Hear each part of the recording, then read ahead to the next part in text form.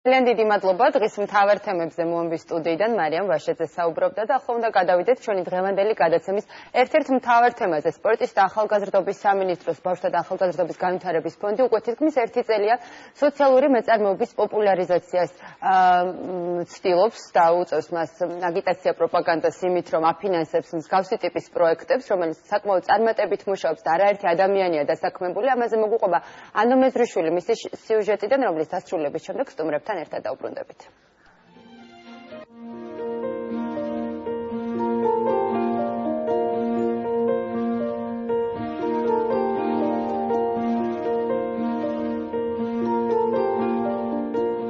დაახლოებით 1 წელი რაც ლევანის საპატრიარქოს ახალგაზრდულ გაერთიანება დავითიანის ხის სახელოსნოში მუშაობს. მას მეტყველება უჭირს და სმენა დაქვეითებულია.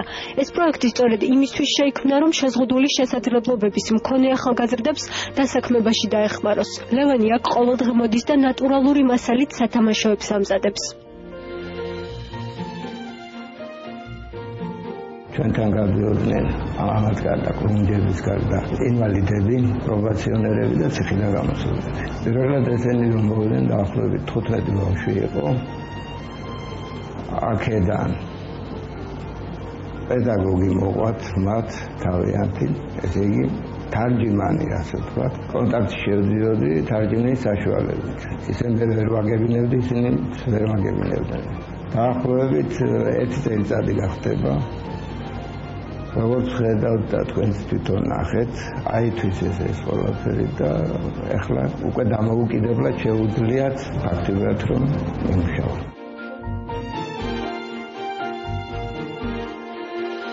ეს პროექტი ბავშვთა და ახალგაზრდობის განვითარების ფონდმა დააფინანსა, რომელიც სოციალური მეწარმეობის განვითარებას უკვე 1 წელია ხელს აქტიურად უწყობს. ხის სახელოსნოში შექმნილ ნამუშევრებს მოგვიანებით ეკოლოგიურად სუფთა საღებავებით ღებავენ. დამზადებული სათამაშოები პატარა ნაწილებად იშლება, რომლის აწყობაშიც ბავშვი თავად მონაწილეობს. დღეს ვიმყოფებით უკვე შემდგარ ხის საწარმოში, სადაც შეზღუდული პირები დაეუფლენ უკვე ხისათამაშოების სწავლებას და მზადდება სხვადასხვა ფორმის ხისათამაშოები, მაგალითად როგორც ეს არის ქართული, ეგრეთ წოდებული მუდმივი გმირი, წიქარა, ცდილობს დავიჭეროს ქართული ნიშა უმეტესწილად და რაც თავარია, იქნება პროდუქცია, რომელიც არის ბიოლოგიურად სუფთა. ფონდმა უკვე 7 სოციალური საწარმო დააფინანსა. რამდენიმე დღის წინ რუსთავის სკაუტთა ცენტრში ამ ორგანიზაციების წარმომადგენლები შეიკრიბნენ. მათ ერთმანეთს ინფორმაცია და გამოცდილება გაუზიარეს. ეს იყო ძალიან ნაყოფიერი შეხვედრა, რადგანაც ამ ორგანიზაციებს შორის მოხდა ინფორმაციის გაცვლა, ასევე მოხდა სამოქმედო გეგმაზე შეთანხმება. მინდა ასევე აღვნიშნო ისიც, რომ ბავშვთა და ახალგაზრდობის განვითარების ფონდი ჩართულია სხვა სახელმწიფო სტრუქტურებთან ერთად, არასამთავრობო ორგანიზაციებთან ერთად საკანონმდებლო ინიციატივის მომზადებაში, რომელიც დაარსებულია სოციალურ მეწარმეობას კანონმდებლობის დონეზე. რაც უფრო ფართო გზას გახსნის ამ სფეროს განვითარებისთვის, რადგანაც ასე ვთქვათ, უფრო უკეთესი ჯანსაღი გარემო შეიქმნება სოციალური მეწარმეობის განვითარებისთვის. სოციალური საწარმოს მთავარი მიზანია, რომ პროექტებით მიღებული მოგება რაიმე კონკრეტულ სოციალურ მიზნებს მოხმარდეს. საქართველოში ეს სფერო ნორმალურად ვითარდება.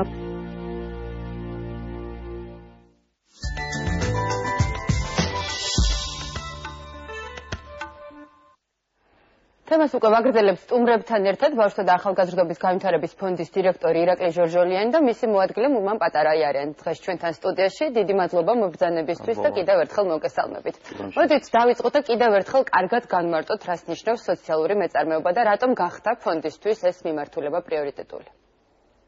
მადლობის პირველში დიდი მადლობა თქვენ ტელევიზიას, რომ ხშირად გვაძლევს საშუალებას, რომ ვისაუბროთ ჩვენ პროექტებზე.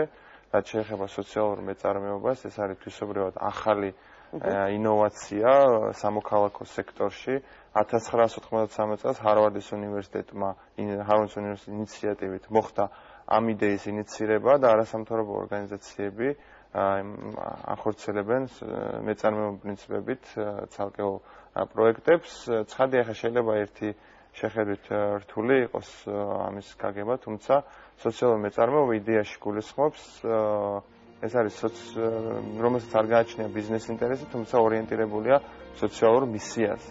ამ თვალსაზრისით, რა თქმა უნდა, ფონდში შეიკრიბა საკმაოდ საინტერესო კოლექტივი და მე თითოეულ მათგანს მადლობა გადავახადო, მათ შორის ურმანი და სხვა ადამიანები, ვინც ჩართული იყვნენ აღნიშნული idეის პოპულარიზაციაში და მთლიანობაში ფონდი სპორტსა და ახალგაზრდა სამინისტროს ბავშვთა და ახალგაზრდების განვითარების ფონდი იქცა პირველ სახელმწიფო უწყებად, ვინც ეს მიმართულება ჩასვა თავის პრიორიტეტში და ამ თვალსაზრისით დაფინანსდა წმინდად 7 სოციალური საწარმო და ამ სოციალური საწარმოების ფარგლებში დასაქმდნენ ახალგაზრდები, ანუ ეს ერთი მხრივ ხელს უწყობს ახალგაზრდების დასაქმებას, ხოლო მეორე მხრივ რაღაც ტიპის წარმოების რეალიზაციას, რაც აუცილებელი არის ზოგადად სოციალურ-მეწარმეობის განვითარებისთვის ქვეყანაში. კი ბატონო, რამდენი ადამიანია დაახლოებით ამ პერიოდისათვის დასაქმებული ამ 7 საწარმოში და როგორ მუშაობს ზოგადად ეს საწარმოები? აქვს თუ არა მათ შანსი, რომ კიდევ უფრო განვითარდნენ და შესაბამისად უფრო მეტი ადამიანი დაასაქმდნენ? კი ბატონო,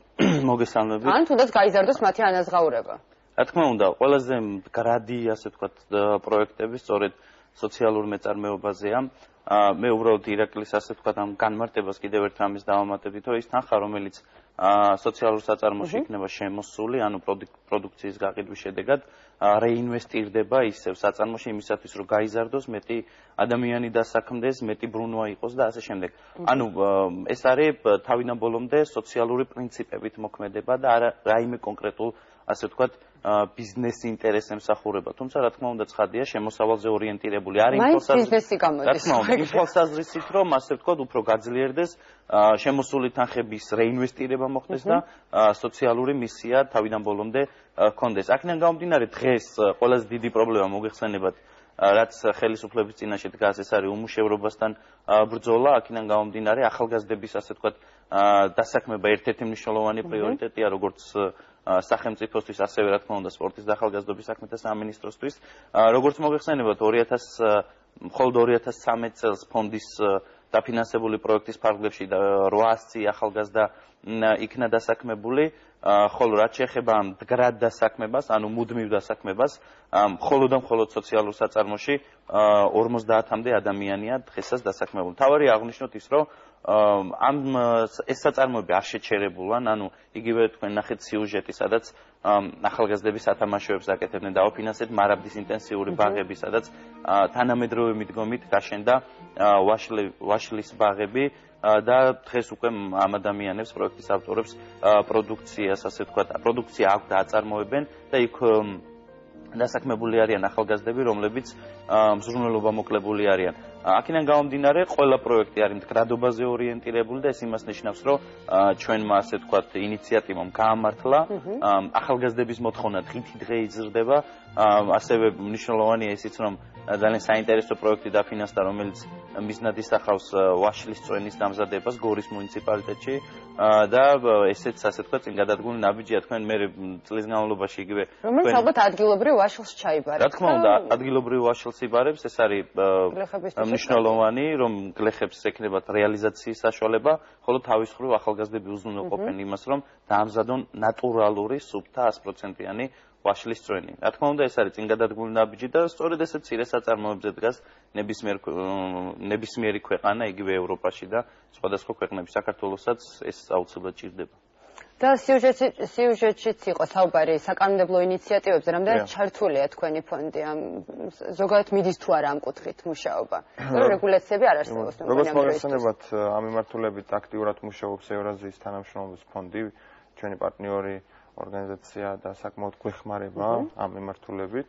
ასევე სტრატეგიული კვლევების და განვითარების ცენტრი და მთლიანობაში ერთობლივად ვაპირებთ მომავალში იმედია, რომ მოხდება საკანონმდებლო დონეზე ინიცირება, რომ უნდა არსებობს კონკრეტული რეგულაციები სოციალურ-მეწარმეობასთან დაკავშირებით და ამ თვალსაზრისით თუნდაც საინტერესო იყო გასვლითი ვიზიტი ლატვიაში, სადაც ჩვენმა კოლეგებმა მოინახულეს ადგილობრივი სოციალური საწარმოები და მთლიანობაში მოხდება არსებული გამოცდილების გაზიარება. გარდა ამისა, ჩვენ ის პროექტები, რომლებიც დავაფინანსეთ ამ მიმართულებით, ვფიქრობთ, რომ აუცილებელი არის, რომ მეტი ყურადღება მიექცეს მომავალშიც, ვინაიდან ცხადია რისკი ყოველთვის არის საწარმოსთან დაკავშირებით და რუსთავშის კაუტურ ცენტრში, ესე ვთქვათ, შევკრიბეთ მთლიანად ყველა ჩვენი ესე ვთქვათ დაფინანსებული ორგანიზაცია და ვფიქრობთ, რომ უნდა შევუწყოთ სოციალური დიალოგის დამკვიდრებას ამ ორგანიზაციებს შორის, ვინაიდან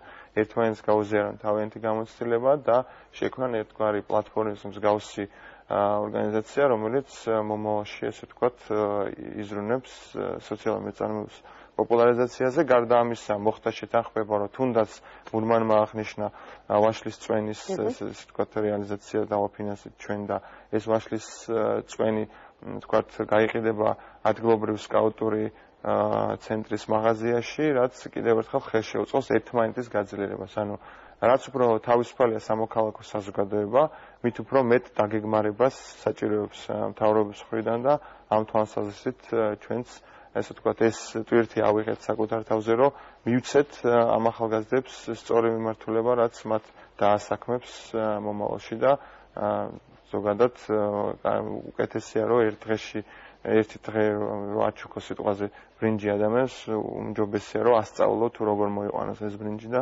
მომავალში საკუთარ თავს შეინახოს და იცოდეს. კი ბატონო, გადავედით სამომავლო ამბებზე და მაინტერესებს 7 საწარმო